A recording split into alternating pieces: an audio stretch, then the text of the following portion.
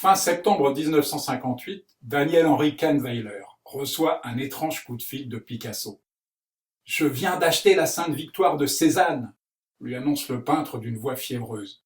« Laquelle ?» demande placidement le marchand, qui sait qu'il en existe près de 80 versions. « Mais l'original !» répond Picasso. Il vient en fait d'acquérir le château de Vauvenargues pour y abriter ses amours avec Jacqueline Roch, la dernière femme de sa vie. Il aura suffi d'une seule visite pour que le couple tombe amoureux de ce petit village et de son château, situé à une quinzaine de kilomètres d'Aix-en-Provence. Cette forteresse du XVIe siècle est plutôt sévère.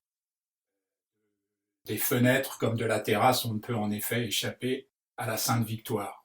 Sa masse rocheuse et ses flancs sinueux barrent l'horizon. « Je suis espagnol », explique Picasso, « j'aime la tristesse. » Quand on est né à Aix, écrivait Paul Cézanne, c'est foutu, rien d'autre ne vous dit plus.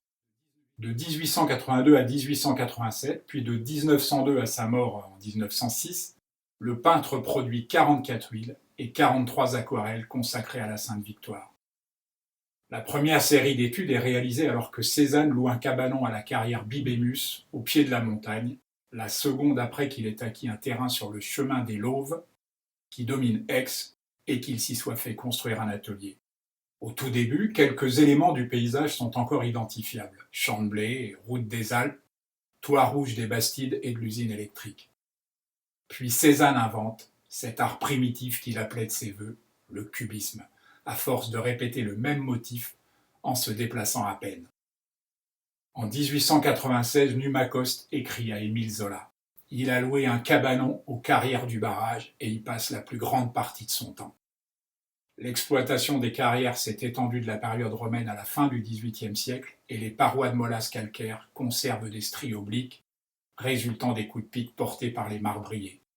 Dans ce paysage chaotique, abandonné des hommes, Cézanne peint sans relâche des motifs qui sont encore identifiables aujourd'hui, comme plusieurs vues de la Sainte Victoire depuis Bibémus. Il est à noter que la ville d'Aix a judicieusement choisi de proposer aux visiteurs un accueil minimaliste, considérant que le site est une grande fouille archéologique, un amas de blocs et un lieu de vie végétale qu'il ne faut pas perturber, pourvu que ça dure.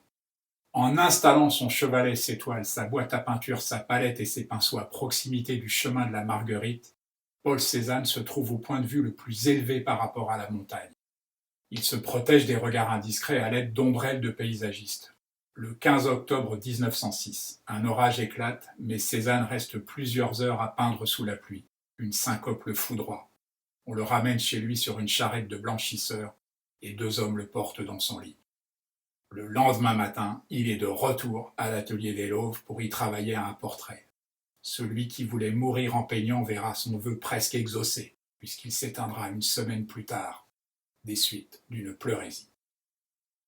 À Vauvenargues, Jacqueline Roch et Pablo Picasso trouvèrent une quiétude que leur résidence cannoise ne leur offrait plus.